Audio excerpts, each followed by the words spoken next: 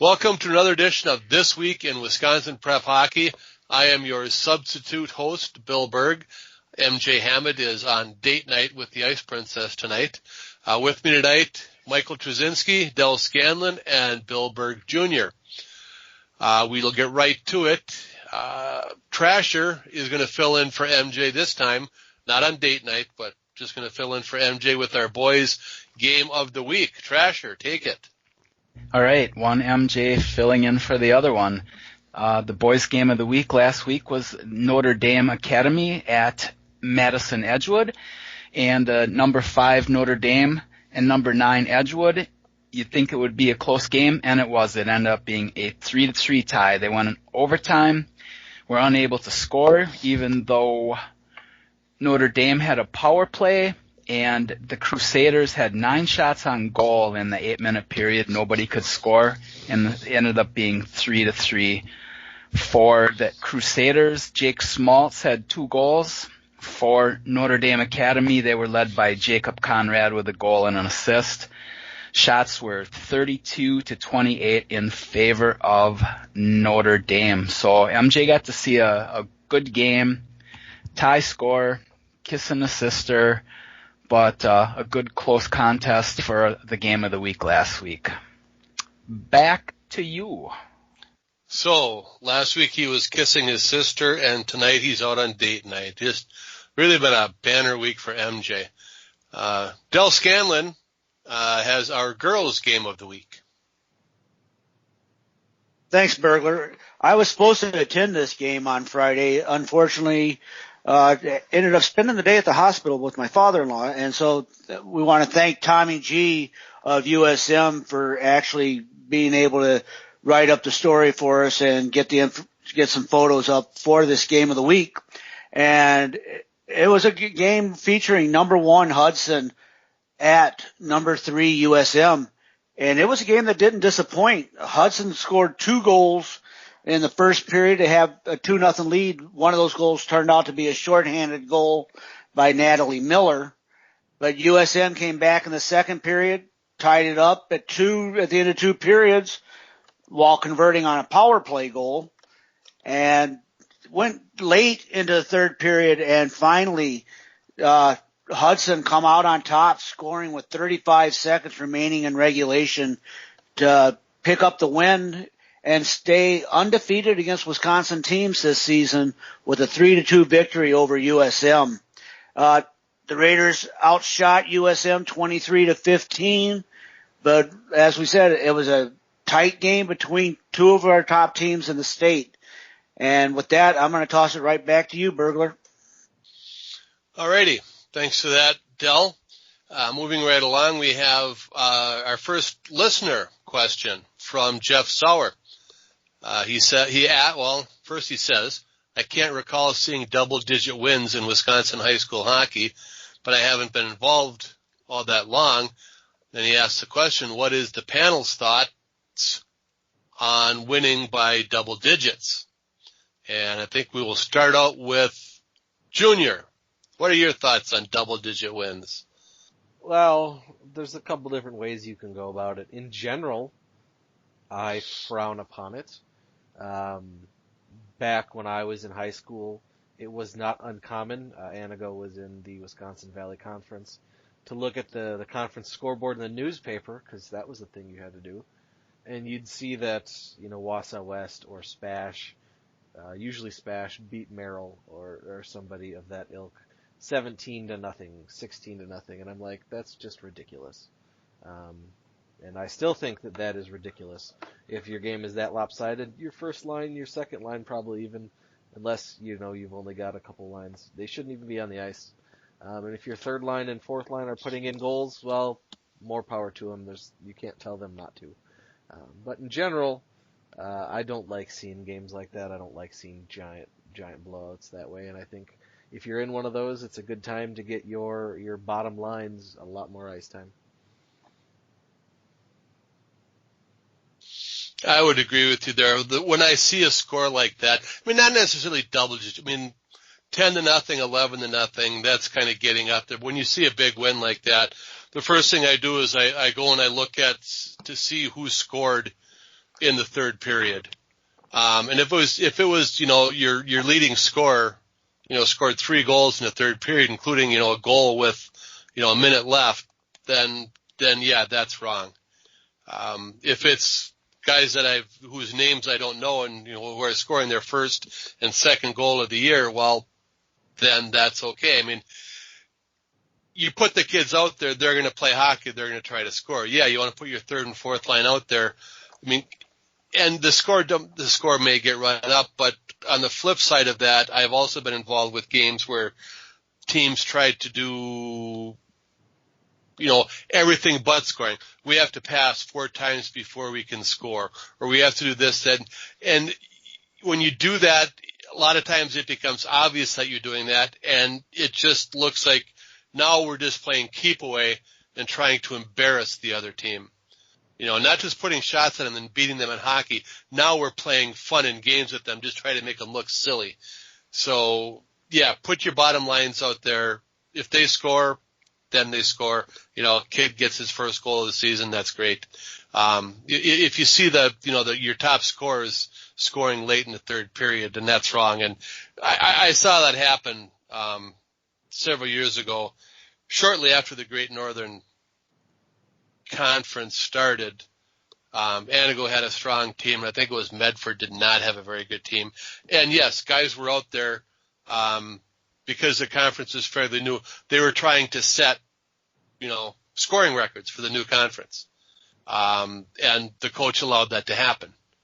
A lot of people weren't happy with that. That guy's not the coach anymore.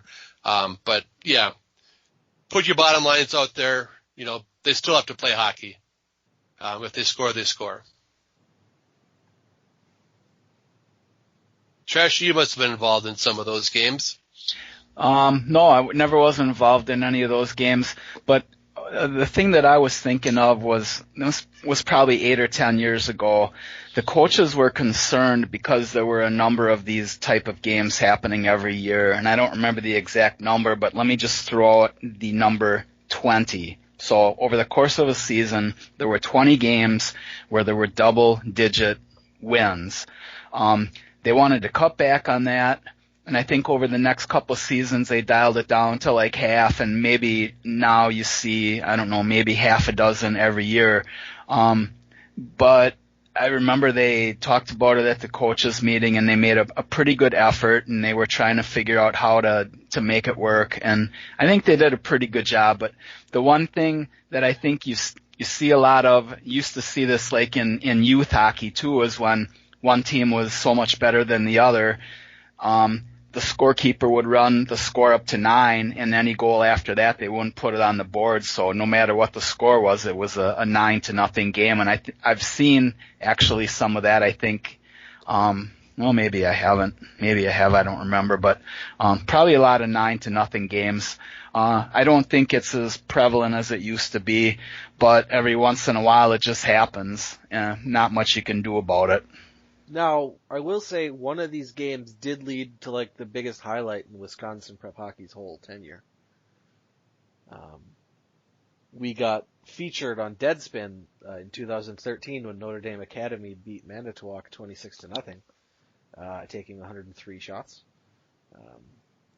I'm looking at that article on Deadspin right now, and the only visible comment is the offensive part of this to me is that a prep hockey site is such a well-designed website. It is grotesque in a way I can't put my finger on. I am just certain that a prep hockey website should consist of primary colors and poorly framed photos. So, it's not all bad. The game looked bad, but we looked good. Del, what do you got? I'm along the line with both junior and senior on this one. That if it's a third, your bottom line's doing the scoring late in the game. Guys that aren't seeing much ice time, you don't have much complaint against it. You can't tell them to not go out there and play. But if it's the top scorers out there playing, then that's where you take offense to it. And the other thing is, how this game, got on the schedule. I mean, some of them can't be avoided, if it's a conference game, and there are certainly high highs and lows in every conference. But one thing that they've done, at least in the Great Northern Conference, is that the top teams, if I guess it's kind of up to the teams, but the top they can request like they only play the bottom team, the weaker teams one time, and the game counts for 4 points. If it's that big a mismatch, I mean, you have to play them because they're in your conference, but at least you don't have to play them twice. And that's one way of avoiding that. I mean, on your non-conference schedule, I mean, you should have a pretty good idea of who you're scheduling for your non-conference games. You generally want to, schedule teams that are at least somewhat comparable to you. So you usually only see that in conference matchups. And if there's a way a conference can do it, by limiting the number of games, then by all means do that. And that takes us up to our players of the week, our Radisson Madison players of the week. Madison's premier West Side hotel is the Radisson of Madison and the official state tournament headquarters of Wisconsin Prep Hockey. Our players of the week this week are brought to you by Dell. Thanks, Burglar. Our players of the week, we're going to start out with the boys' side, is from Madison West forward Drake Baldwin. On Friday, he had 3 goals, no assists, and a 3-2 win over Madison Edgewood. On Saturday, he had no goals, 5 assists, and a 5-2 win over Sun Prairie. And those stats are what led Drake Baldwin to become our player of the week on the boys' side. Also nominated for the boys was Ryan Van Blaerkom from Amory. And as we switch over to the girls' player of the week, it is Marky Ash, forward from Wisconsin Valley Union. On Friday, against Lakeshore, she had no goals, 1 assist, and a 4-0 win. And then on Saturday, in a 4-1 win over USM, she had 4 goals and no assists. And that brought Marky to be our player of the week for the girls. Also nominated was Maggie Henschler from Rock County. And that so Drake Baldwin and Marky Ash are our players of the week from the Radisson Madison Players of the Week, Madison's premier West Side hotel and the home of Wisconsin Prep Hockey during the state tournament. And with that, we're going to toss it back to Burglar once again. Thank you, Del. That'll bring us to our second listener question. This one also comes from Jeff Sauer. When are the other rankings going to be published, and what is the calculation difference in these ranking systems?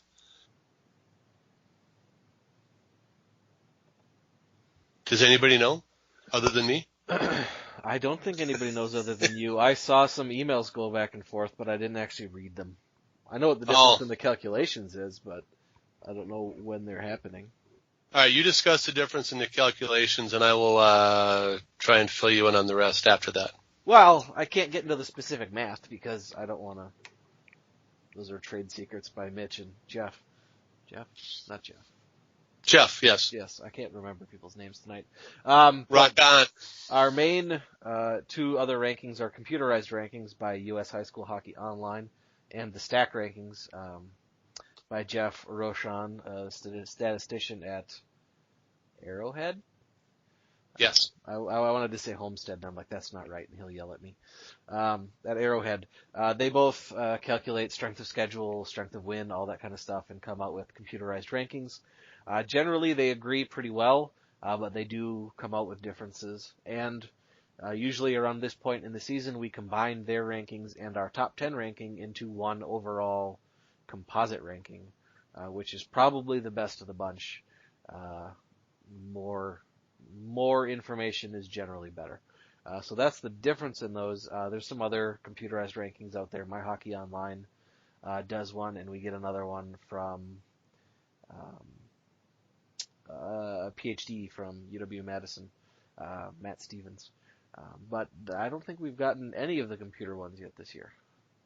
No, and I did send a question to Mitch Hawker, who is our longest tenured power ranking fellow and a longtime friend of Wisconsin Prep Hockey, and he said, well, he needs the scores for that, and the website that we have, as fine as it is, it's very hard to scrape scores off of it. The way it's set up and laid out, and there used to be a way that I used to be able to put kind of like a back end page that wasn't readily visible, but it was out there that he could go to and get the scores, and that wasn't functioning. That they changed the functionality on that. Every year, our host provider, Sports Engine, does little tweaks and updates to the back to the platform overall, and things that we used to count on suddenly work differently and not in ways that we expect. But just yesterday, as I was diligently looking for a way to get the scores, I found an export scores feature in our back-end admin area, and I sent him all the scores, and he replied back this morning that that's great, but there were 3 teams that don't match up with, what's in his database, because he's been doing it for a long time. And we may have mentioned this before earlier in the year, but one of the things that Sports Engine did was allow teams to change their names, and now he's got 3 teams. He doesn't even know who the heck they are, because they don't match up with anything that we've had on our site in the past. So I have to, translate, the new team names into the old team names for him so he can line them up with his database. But we should have that worked out, and his rankings should be up either tomorrow or Wednesday at the latest. And then every Saturday I will send him the latest scores, and he'll update those. So we'll have fresh rankings every Sunday or Monday, hopefully in time for this podcast from him. And I did not hear back from Jeff Rock-On, so hopefully I think I did send him the same scores. So hopefully within the next couple of days we will have the power rankings from one, if not both sites, available and on our top 10 page.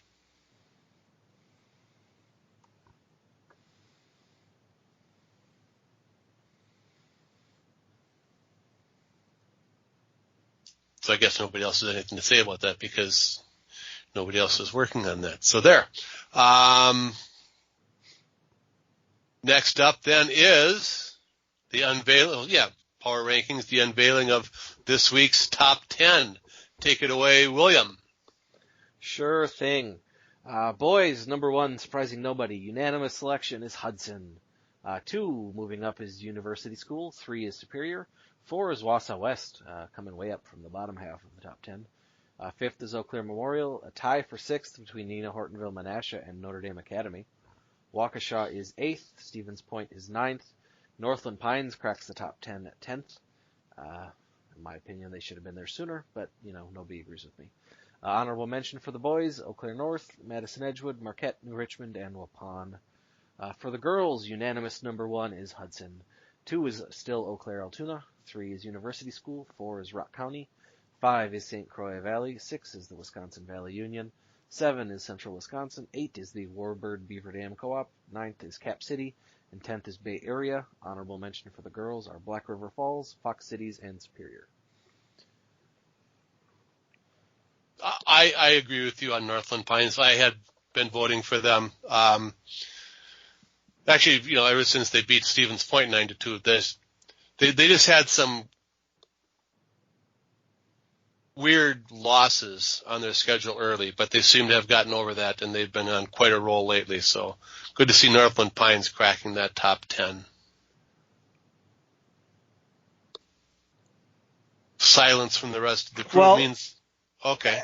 Actually, as I was looking at the girls' side, to me, I was actually expecting to see USM drop a couple spots this week after a tough weekend. Granted, the game Friday night, losing 3-2 late to Hudson, that's not one that you'd expect them to drop from. But the 4-0 loss to Wisconsin Valley Union, I thought would cost them a little bit. 4-1. 4-1, my mistake. But otherwise, I mean, I don't think I see too many surprises on the girls' side. Trasher, you might know a little bit about the girls' side. Been able to see a couple of these teams play. Yeah, I actually was thinking along the same lines as what you were just talking about there. I mean, I don't know. You'd think, and this was my rationale, right or wrong. Usually if I have a teams that are fairly close together, like, well, in this case, I think they were 3-7. If 7 wins by a pretty handy margin, usually 3's going to drop, 7 will move up, not necessarily passing one another, but anyway, so I was a little bit surprised with that. It seems kind of odd, though.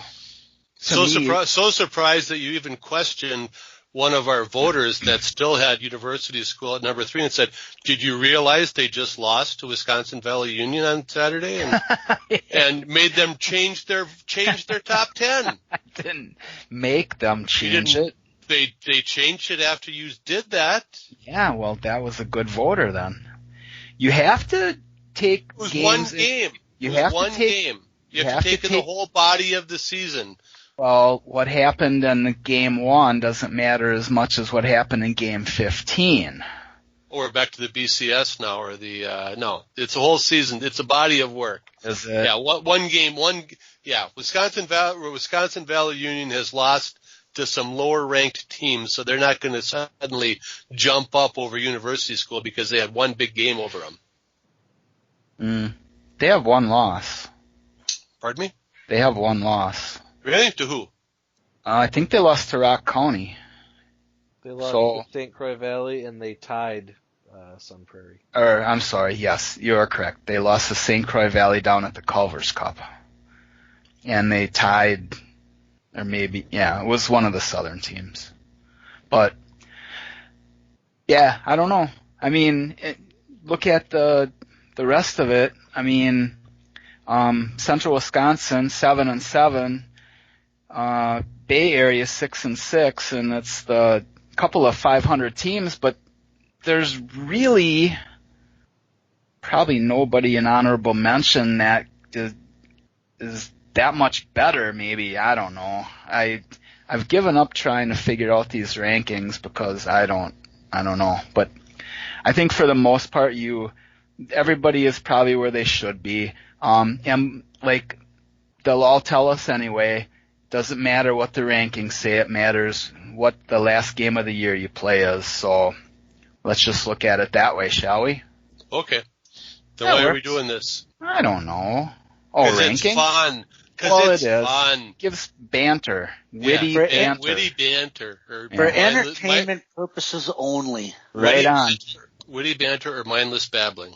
You make the call. Yeah, all right. Okay, so moving on to question number 3 from Egan Ahern.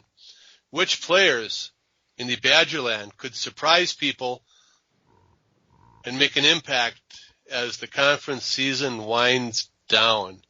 And Trasher, I think you've put the most thought into this question, so why don't you lead us off here? Alrighty, I will. And actually, the way I did this is I picked one player from each team for various reasons. This is kind of just a fun exercise. We're here to have a good time and give you a little bit of information, and I think we're doing both here. So the 8 players that I have from the Badgerland are Cody Diaz from Nina Hortonville, Menasha. He's a junior forward. He scored 3 goals in his last 5 games, including a goal and 2 assists in a 5-2 win over Notre Dame at the showdown in Titletown. I saw him play a little bit over there. He's a nice player. Looks like he's picking up the pace. I think he's going to help Nina Hortonville, Menasha. Fox City Stars, I chose Chase Hunter. He's a sophomore defenseman. He's got pretty good scoring, 10 goals, 3 assists overall. But he's good on the power play. He's got 3 power play goals. He's got 3 game-winning goals. And in his last 5 games, he has 7 goals and 2 assists. So he's ready to get moving. My third one is kind of a fun one. It's Malachi Buchholz, a sophomore forward from Waupun. Not a big scorer, but he's a solid performer for Waupun. Every time Jeff Sauer writes a game report, I always see his name in there for doing things. And I like him because he's named after one of the 12 minor prophets of the Old Testament. And in Hebrew, his name means my messenger. So maybe he'll have some good news for the Warriors this year. Grayson Maulik is my selection from Appleton United. He's a senior forward. He's got 3 goals and 10 assists. He leads the team in assists, and doesn't necessarily look for the goal first. He's a team player, and he's doing well for them. For Fond du Lac Springs, Keegan Lidicote, a sophomore defenseman. He's only played 1 game this year, but he's probably got the greatest flow in the Fox Valley. Fond du Lac, Zach Wilson, I believe he's a brother of Michael Wilson, a former top player for the Cardinals. He's a senior forward. He's a big kid. He's 6'2", 220. He's got knack for first goals. He scored 3 this year, and he's also the penalty minute leader for the Fondy Cardinals. So he's out there scoring goals and doing a little work in the corners, and a good teammate for the Cardinals. For Oshkosh, I like Jake Courtbine, a senior defenseman. He scored 3 goals in the first 4 games, including 2 power play goals, and hasn't had a goal since. So he's due to break out for Oshkosh. And finally, for Pacelli, a newcomer in the Badgerland this year, I chose Daniel Mitch. He's a senior forward / goalie. And I can say that because the last game, I think it was the last game or the 2 games ago, he played goalie in the game. He played 1 period. He stopped 13 of 13. So he got 1/3 of a shutout, if you're counting that, and he also scored a hat trick in the same game. So kind of a rarity. You don't see that too often. And those are my players that I chose in the Badgerland Burglar. What did you come up with? Well, the part of the question was, having to do with make an impact as the conference season winds down. You look at the Badgerland standings right now. You've got 3 teams at 3-0-1, 1 team at 3-2, and another team at 2-1-1. So this conference could go any which way from here. And as Bill Jr. always likes to say, this is his favorite conference because they play each other 1 time during the regular season, and that counts for seeding the tournament. And as we've seen in the past, this tournament, once it gets going, is anybody's guess. It's always a fun tournament to go to, and the seeding. So you look at all those teams that are kind of all bunched up there together, and I just kind of looked at some of the guys, not guys who could surprise people, but mine was more like guys who have surprised me so far. And I start with Brady Welch, freshman for Fond du Lac Springs. I think we all know his brother. But as a freshman, you don't generally expect freshmen to contribute the way, he has already this season, with 14 goals and 7 assists in 14 games. He's off to a great start, as a freshman. And then looking at the Fond du Lac Cardinals, who are up there also, Caden Carlson, he's a sophomore, played a little bit last year as a freshman, but right now with 8 goals and 8 assists, he's one of the top scorers in the conference this year. And again, so making a huge step from freshman to sophomore, Caden Carlson. Nina Hortonville Menasha, also up there. An older Owen Engel, he's a junior already this year, but he's he played some as a freshman, regular shifts as a sophomore, but only 11 points total as a sophomore. And he's already got 16, halfway through the season so far this year. So he's made a huge jump from his sophomore to his junior season. And then we come to a senior for the Fox City Stars. Fox City Stars, one of those teams that's 3-0-1 right now in the conference. And I look at Zachary Bishop, who is a senior there, and he's already halfway through the season. He's already matched his point total from last year. He had 14 points as a sophomore, 15 points as a junior, and he's already got 15 points as a senior. So in his senior year, he's really stepped up his game. And Fox City Stars, like I said, one of those teams at 3-0-1 in the conference, and any of those teams could end up winning this conference. And I think each of these guys is going to have a huge say in how that goes.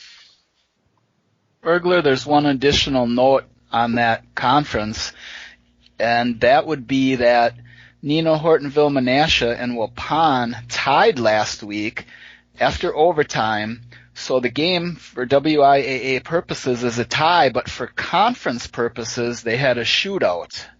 Oh, that's right. I forgot about that. Waupun won that shootout, so they have just a wee bit of a lead over those other two teams right now. So we'll see how big that plays into the finish in the Badgerland. Well, actually, if you look, I think hopefully they got it right, because one of the things that Sport Engine did this year, actually they did last year too, that we can add points to the conference standings. And see, I don't know that, all of these have one for the tie. I'm going to have to go back in and see if these were all adjusted for that, because right now it looks like each team has 1 point for the tie, and that should not be that way, because, I'm going to have to go back in and double check, because the team that won the shootout should have an extra point, and the team that lost should not. That's something that was supposed to be available this year, but looks like it might not be working quite as we expected, because right now it just looks like 3 points for win and 1 for a tie, and that's not how it's supposed to be. I don't think that anybody did any. I did. Oh, you did? I did it for. What game did you just say? Nino Hortonville Menasha Waupun. Yeah, I did that. Oh, I okay. adjusted that one, and it seems like it has reversed now. So I'll have to go back in and see if I can do that again. All right. And make it stick this time. Sweet. And look at Colin Ahern from Springs. He's been their starter for 4 years now. Going back to a freshman when he played 977 minutes, which is pretty good for a freshman. His save percentage as a freshman was .871. Sophomore, .879. Junior, .909. And now as a senior, .939. He didn't have any shutouts those first 2 years. He had 1 his junior year. He's had 4 already this year. So Colin's made a big step up in his progression as a player in the net for Springs. Yeah, but you're saying that as like a surprise. I mean, we all expected that. Didn't we, Trasher? Well, we saw the potential. We've seen it in goalies. Egan Ahern asked the question, so I figured I should mention Colin Ahern. A distant cousin? There's like 200 Aherns. That's okay. all I know. All right. That leads us to our upcoming games of the week. On Tuesday, Dell, where are you going to be going on Tuesday, Dell? I will be making the trip up the road to Black River Falls to watch the St. Croix Valley Fusion and Black River Falls play in a game. And St. Croix is in our top 10, and Black River Falls is honorable mention team now. Alrighty, so you'll be taking pictures and writing up a story from that. And on Saturday, Trasher, what are you going to be doing? Or man, sorry, what was his name? Not Trasher. Whose name? In Dell's email. Thatcher. What are you going to be doing? Son-in-law. That's his son-in-law. Yeah.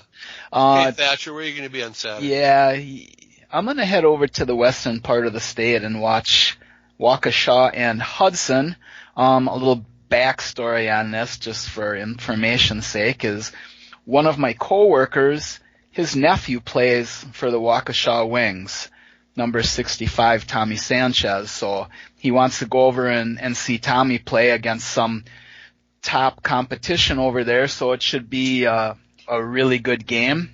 And it's going to be a kind of a tough test for Waukesha, because they have to play, I believe, Notre Dame Friday evening, and then I don't know if they're going to stay overnight wherever they are and then drive over in the morning, or if they're just going to get on the bus and go over that night. So they got a little bit of a journey here, I believe, for them in a short period of time. So bus legs could possibly be an issue here. But I'm expecting a good game. Waukesha has played very well. Garrett Larson is one of the top goalies in the state, and we all know what Hudson's done this year. So I think it's going to be a pretty good contest either way. Okay, you say the western part of the state. Is Hudson really like as far west as you can go in Wisconsin? Yes, sir. I believe the city limits butt right up to the St. Croix River.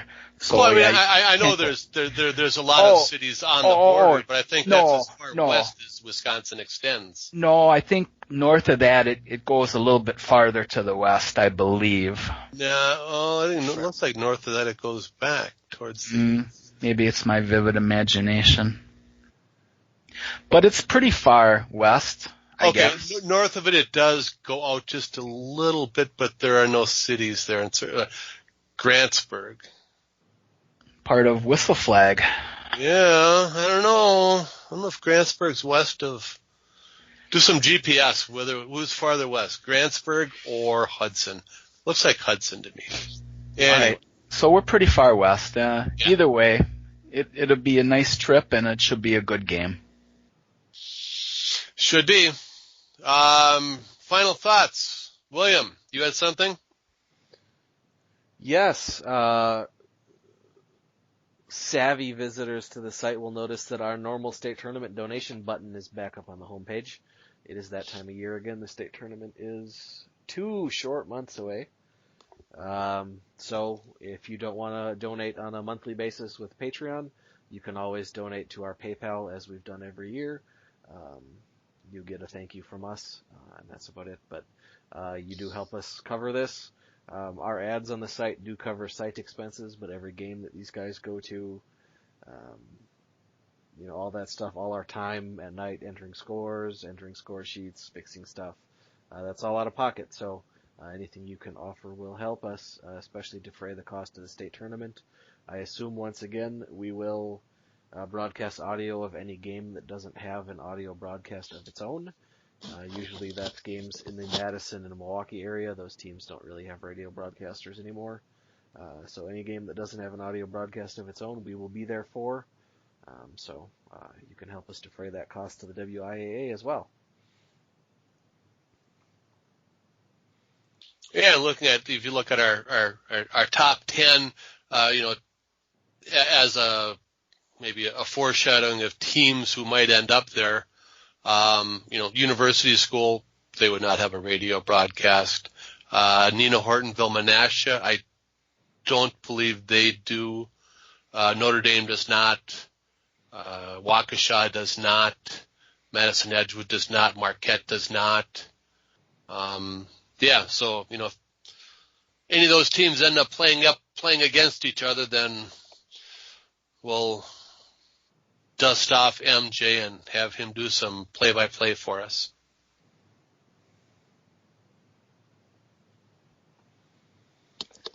For which, of course, the WIA will charge us a handy fee. Dust him off, liquor him up, and put him in front of a microphone. There you go. Anybody else? Final thoughts?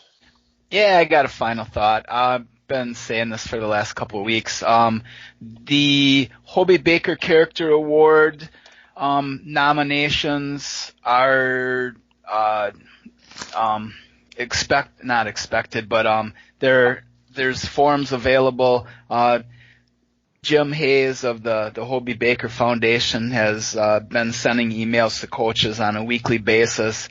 And yeah, basically every team should have a winner. So coaches, please nominate your worthwhile players, and let's try to get as close to 100% as we can on this. Normally we're around 60-70%.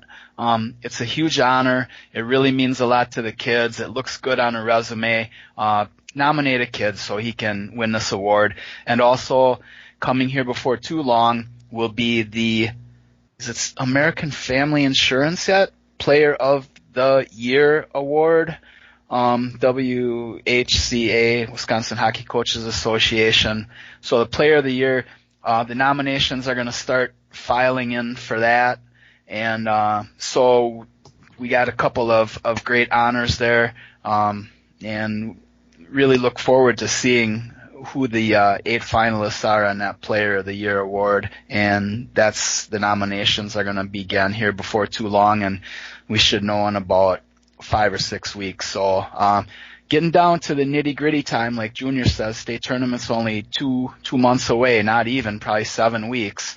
So the season's winding down. It seems like it just started, and it's past the halfway point. So a lot of good stuff going on, guys. And for the coaches, in addition to that Hobie Baker Award, we have the Adam Burrish and Molly Engstrom Awards, Dell. Is that what it is? The Rachel Bible Award. Rachel Bible, okay. Molly Engstrom is what, a defenseman? Our defenseman award for the girls, and we're going to be sending some information out about that to the coaches to remind them to get in their nominations here within the next week or two so they can be having them in by the end of the month. Because by the time we get everything done and wanting to make sure awards are ordered so they're here in time for Championship Saturday, and the presentation over at, I believe, is that called Jingles now, or is it the Coliseum Bar? The Coliseum Bar and Conference Center.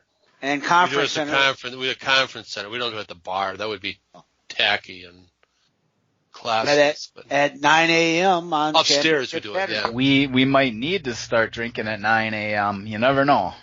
Nah, we won't. We're just kidding. We'll have all sorts of good stuff like water, coffee, orange juice, apple juice, all that kind of good stuff. So looking forward to it. It's always a good time. It's always nice to see all the parents and players and fans there. We actually get quite a few people in that room upstairs. Very, very good thing for the kids. And yes, and coaches, it doesn't cost you anything to nominate anybody for the Hobie Baker Award, the Rachel Bible Award, the Adam Burrish Award. All it takes is a little bit of thought and write something down and send it in. So, and of course, that's if it's good stuff. If it's hate mail, that obviously goes to trasher@wisconsinprephockey.net. As always. Anything else, guys? No? All right. That brings to a close to an MJ Hammett-less this week in Wisconsin Prep Hockey. Remember, keep your sticks on the ice. Good night.